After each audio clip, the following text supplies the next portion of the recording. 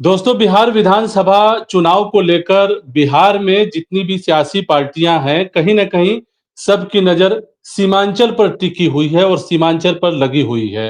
अभी हाल में एआईएमआईएम के राष्ट्रीय अध्यक्ष असदुद्दीन ओवैसी का दौरा हुआ था, तो क्या सीमांचल का माहौल है?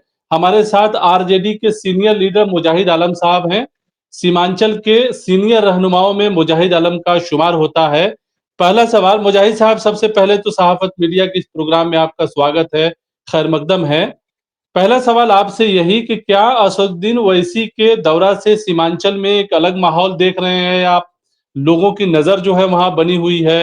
कई सारी बातें जो है उन्होंने अपने भाषणों में की, अलग-अलग जगहों पर अपने यात्रा के दरमियान उन्होंने आरजेडी को अपने आलोचना का निशाना बनाया, तनकीद का निशाना बनाया। कई बार उन्होंने कहा कि गठबंधन में हम लोग शामिल होना चाहते थे, आरजेडी ने जो है गठबंधन में एक तरह से कहा जाए शामिल नहीं किया, तो हम लोग कहीं न कहीं सीमांचल में बता देंगे, ये सब बातें भी की जा रही है। तो मुजाहिद साहब, आपके ऊपर भी एक प्रेशर है कहीं न कहीं, क्या लगता है आपको? महफूज साहब 5 साल पहले भी 2020 में बैरिस्टर असदुद्दीन अवैसी साहब सीमांचल आए थे जी। और यहाँ के लोगों से सीमांचल की बदहाली का रोना रोकर कई जो है घोषणाएं, कई वादे किए थे। उन्होंने वादा किया था कि पोचा दामन में हम रेलवे स्टेशन बनाएंगे। उन्होंने वादा किया था कि आमोर में हम ओवैसी हॉस्पिटल बनाएंगे। उन्होंने वादा किया था टेरागाछ, जहां बिजली अररिया से आती है, जी। अनियमित ढंग से हुँ। आती है, उसको किशनगंज से बिजली सप्लाई करेंगे। उन्होंने वादा किया था कि एएमयू किशनगंज सेंटर को हम केंद्र सरकार से फंड दिलवाएंगे। उन्होंने वादा किया था कि सीमांचल में सुरजापुरी मुस्लिम की एक बड़ी आबादी है जो बिहार सरकार के BC2 कैटेगरी में आता है। इन्होंने वादा किया था कि हम सुरजापुरी मुस्लिम बिरादरी को केंद्र की ओबीसी लिस्ट में शामिल करेंगे। ये बैरिस्टर साहब का वादा था। हर चुनावी सभा में ये बात वो खुद बोले थे, लेकिन 5 सालों में एक भी मुद्दे पर न वो काम किया। और जो ये पांचों मामले हैं, ये केंद्र सरकार से ताल्लुक रखते हैं। न पार्लियामेंट में इन मुद्दों को लेकर उन्होंने बात की, न कहीं पत्रचार किया। तो और फिर अब जब ओवैसी साहब के इस दौरा पर लोग ये कह रहे हैं कि बहुत ज़बरदस्त भीड़ देखी गई और आरजेडी के ऊपर एक प्रेशर है, ख़ास तौर से सीमांचल के पस मंज़र में लोग कह रहे हैं। तो आरजेडी के आप लीडर हैं, आरजेडी आपने जॉइन किया है, हाल ही में हालाँकि आपने जॉइन किया है, लेकिन आप सीमांचल के सीनियर नेताओं में शामिल हैं। तो एक प्रेशर है कहीं न कहीं कि आरजेडी में आप हैं, तमाम चीज़ें जो है देखनी है मुजाहिद साहब को और ओवैसी साहब का दौरा सीमांचल की सियासी समीकरण को या सियासी मंजरनामे को बदल सकता है, ऐसा फ़ील हो रहा है क्या?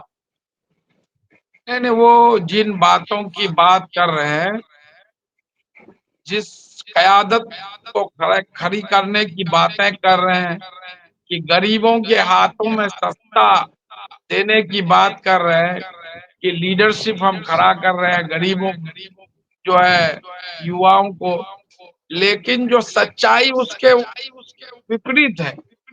उनके जितने भी उम्मीदवार हैं जो अभी घोषित हुए हैं या जो घोषित होने वाले हैं, सब पूंजीपति लोग हैं, अमीर लोग हैं। जो लोग पार्टी को 10 सालों से सींचे खड़ा किए, उनकी कोई जगह नहीं, कहीं नहीं दिया। आज वो निराश होकर घर बैठ रहे हैं, पार्टी से नाराज चल रहे हैं। आप जैसे बहादुरगंज से मासूम रजा साहब, जो उनके यूथ के डिस्ट्रिक्ट प्रेसिडेंट थे एआईएमआईएम, जमीनी स्तर पर बहुत मेहनत किए। पिछली बार अंजार नईमी साहब को लाए, उस वक्त इनसे वादा किया गया था कि अगली बार आपको मौका दिया जाए। जब इनके 4 विधायक इनको छोड़कर चले गए, बैरिस्टर साहब और अख्तरुल ईमान साहब, उसके बाद हर जगह गला फाड़ फाड़ करके बोले कि अब हम बाहरी उम्मीदवार नहीं देंगे, अपने पार्टी जी। के जो डेडिकेटेड वर्कर हैं उन्हीं को उम्मीदवार बनाएं। जी। अब देख लीजिए बहादुरगंज से जो कैंडिडेट हैं, जी। अभी जो तौसीफ आलम साहब, खुद उनके जुबानी ऊपर 17 केसेस हैं, 4 केसेस में वो जेल गए हैं, ये खुद अपने वो एक्सेप्ट कर रहे हैं। और 2020 में बैरिस्टर साहब उनके खिलाफ क्या बोले और तौसीफ साहब बैरिस्टर के खिलाफ क्या बोले कि इनको बैंड किया जाना चाहिए, इनकी पार्टी को। जितनी बातें कही उनको मैं अपने मुंह से दोहरा नहीं सकता हूँ बैरिस्टर साहब के तो खिलाफ। क्या इस और बार के बैरिस्टर दौरा साहब से जगह जगह सभाओं मुजाहिद में ये साहब, कहे कि हाँ, तौसीफ हाँ, साहब 4 बार एमएलए हैं, 20 काम गिना दीजिए, यही कह के वोट लिए। आज फिर वो बैरिस्टर साहब बोलेंगे तौसीफ साहब बहुत अच्छे आदमी हैं। जो पार्टी के जो डेडिकेटेड वर्कर है, उनके प्रखंड अध्यक्ष है, सब लोग नाराज होके घर बैठ गए हैं। तो ये मुजाहिद चर्चा साहब, है एक कि सवाल मोदी यहाँ फिर अहम चौकी है पर। कि ओवैसी साहब के आने के बाद क्या प्रेशर में है आप लोग? ये जो नहीं नहीं, यात्रा हम उनका लोग निकला, कोई आरजेडी क्या प्रेशर में है? नहीं आरजेडी नहीं, किस हिसाब कोई से अपने प्रेशर आप को में वहां नहीं है, स्टेबल कर रही है? कोई प्रेशर में नहीं है। आरजेडी अपने सिद्धांत नीति, महागठबंधन के लोग अपने सिद्धांत नीति पर जो है काम कर रहे हैं। जो भी कम्युनल फोर्सेस हैं, चाहे वो किस तरफ से हो, सबसे बराबर की दूरी बनाए हुए हैं। ये लोग तो रात माहौल जो दिन है, लोग ये कह रहे हैं कि सीमांचल में माहौल बहुत तेजी से बदल रहा है और ऐसे में कहीं ना कहीं महागठबंधन को, खास तौर से सीमांचल की बात लोग कर रहे हैं, जिक्र कर रहे हैं कि वहां नुकसान उठाना पड़ सकता है। क्या आप ऐसा मानते नहीं हैं? नहीं नहीं नहीं, मैं नहीं मानता हूँ। जमीनी हकीकत, जमीन पर हम लोग रहते हैं, जो है आज उनके बहुत सारे डेडिकेटेड लोग हम लोगों के साथ हैं कि ये लोग जानिसार वर्कर थे। किसी मामला पड़ गया, कोई खड़े नहीं हुए, हम लोगों के विरुद्ध में काम किया, हम लोगों ने मदद किया। आज हम लोगों के साथ ऐसे सैकड़ों लोग हैं। सिर्फ जी। लंबी चौड़ी बातें करने से नहीं होता है, जमीन पर काम करके दिखाना पड़ता है। तो और मुजाहिद साहब इतना किस ही हिसाब से, मुजाहिद साहब जो है किस हिसाब से सीमांचल के लोगों को क्या समझा रहे हैं कि सीमांचल के लोग महागठबंधन की तरफ देखें? एक तरफ ओवैसी साहब महागठबंधन के खिलाफ जो है एक तरह से कहिए महाज कायम किया उन्होंने। बहुत सारी बातें जो है अपनी यात्रा के दरमियान जो है कहा उन्होंने, आपने भी सुना कि किस तरह उन्होंने से। तो यहाँ तक जी। कहा, अवैसी साहब तो यहाँ तक कहा, जो लोग मेरे उम्मीदवार के खिलाफ उम्मीदवार खड़ा करेंगे वो नमरूद है, फिरौन है। आप बोलिए, ये कौन सी भाषा है? इसका मतलब उनके उम्मीदवार के खिलाफ कोई उम्मीदवार खड़ा नहीं हो सकता। उनके लोग तो यही वो बातें जो करते हैं भीड़ जो जो हाल जमा हो तक रही बजरंग है, दल उस वाले भीड़ करते के हैं। बारे में क्या कहेंगे? वो जो बड़ी तादाद में जो भीड़ दिख रही है उनके सभाओं में, उस पर आपका क्या कहना है? वो पहले से भीड़ कम हुआ है। आप लोकसभा चुनाव में उनकी भीड़ देखिए, 2020 में भीड़ देखिए, और आप भीड़ देखिए, तब कंपैरिजन कीजिए। वो तो तो वादे एक बहुत किए, अगर वो कुछ कर देते तब कोई बात होती। 4 विधायक छोड़ के गए, सिर्फ विधायकों की गलती नहीं है, अब कोई तो ये किसी हो को रहा है कि 4 जबरदस्ती विधायक को तोड़ता नहीं तोड़ा है, है। अब तो ये मंच से कोई लोग कह तोड़ता रहे नहीं हैं। है महफूज साहब, कोई विधायक तोड़ता नहीं है। दिलों का, सिद्धांतों का मिलन होता है।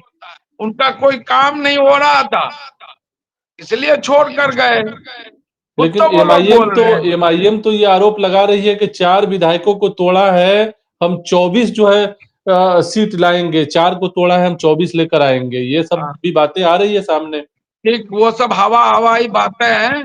बैरिस्टर साहब खुद 2020 में बोले हैं कि आज कांग्रेस के लोग बीजेपी में शामिल हो रहे हैं, दूसरे पार्टी में बिक जाते हैं।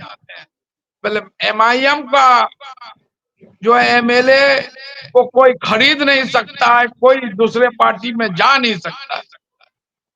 तो उनकी तो पोल खुल गई, 5 में से 4 एमएलए चले गए। तो कोई किसी तोड़ को लिया ना लोगों जबरदस्ती ने, ले जाता तो है क्या आरजेडी मामू के सर? ऊपर ही आरोप है कि आपने जो है हमारे विधायकों को तोड़ा, फिर भी हम आपका समर्थन देने को तैयार हैं, लेकिन आरजेडी ने एक भी नहीं सुनी। कोई बात जो है इस पर जो है आगे चर्चा नहीं हुई। ये सब कहने की बातें हैं।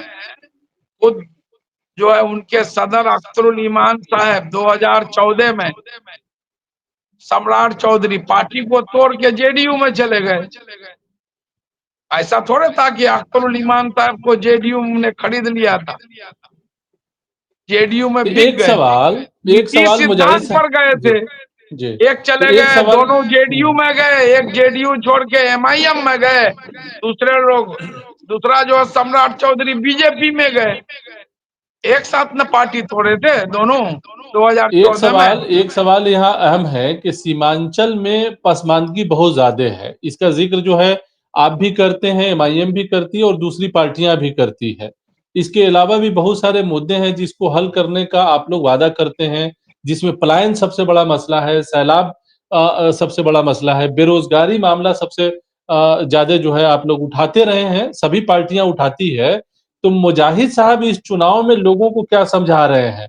महागठबंधन की बात जब आप करते हैं लोगों के बीच में, तो क्या पाते हैं और किन मुद्दों को उठा रहे हैं? मेरा ये आखिरी सवाल है, क्या कहेंगे इस पर? मास्टर मुजाहिद आलम सीमांचल में विकास के नाम पर जाना जाता है। मैं लोगों की खिदमत के नाम पर जाना जाता हूँ, सेवा के नाम पर। 5 साल पहले चुनाव हारा, एक दिन भी मैं आराम से नहीं बैठा हूँ, जनता के बीच रहा हूँ, उनके मसाइल हल किया हूँ। और विकास के मामले में मेरा कोई कंपैरिजन नहीं है। आप पूरा डाटा उठा के देख लीजिए। तो तो सीमांचल इसलिए के लिए अगर आप क्या कह रहे कोई हैं? मेरा सवाल ये था कि एमआईएम सीमांचल का के लोगों नेता को। अगर वो विकास की बात करता है, तो ये हम समझ रहे हैं कि वो सूरज को चिराग दिखाने के बाद, हाँ, वो जज्बाती बातें करके नौजवानों को उकसा करके कुछ वोट ले सकते हैं, लेकिन उनका कभी विकास का एजेंडा नहीं रहा। तो आप जो है, मेरा सवाल ये था कि सीमांचल के लोगों को आप क्या समझा रहे हैं? किस तरह से कैंपेन कर रहे हैं चुनाव का? क्या वादे कर रहे हैं सीमांचल के लिए? मेरा आखिरी सवाल था सीमांचल ये। के लोग इस बार बिल्कुल डिटरमाइन है, बिल्कुल जी, संकल्पित है जी, कि सरकार बदलना है। जी। 2025 में और 2029 में केंद्र की सरकार को बदलना है।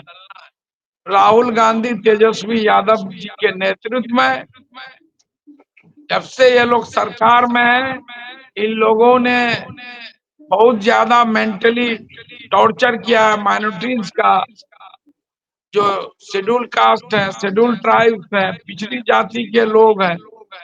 और इन लोगों ने संविधान को भी कटघरे में खड़ा कर दिया है। तो संविधान को बचाना है और जो है इस सरकार से मुक्ति पाना है। इसको लेकर सब लोग सीधा रास्ता चुनेंगे। पिछले बार महागठबंधन की सरकार 12,000 वोट कम आने के कारण सत्ता से दूर रह गई थी।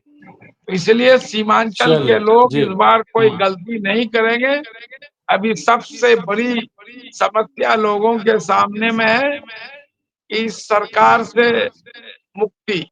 चलिए, बहुत शुक्रिया हमसे बात करने का। तो ये थे मुजाहिद आलम साहब, आरजेडी के सीनियर लीडर हैं, जिनका कहना है कि अभी मकसद और अभी मुद्दा सरकार बदलने का है। ये भी कह रहे हैं कि सीमांचल के लोग इस पर गलती नहीं करेंगे और ओवैसी साहब के दौरे के सिलसिले में मुजाहिद साहब का मानना है कि कोई प्रेशर नहीं है। बहुत शुक्रिया हमसे बात करने का मुजाहिद साहब। इस प्रोग्राम में इतना ही, हमें दीजिए इजाज़त। शुक्रिया।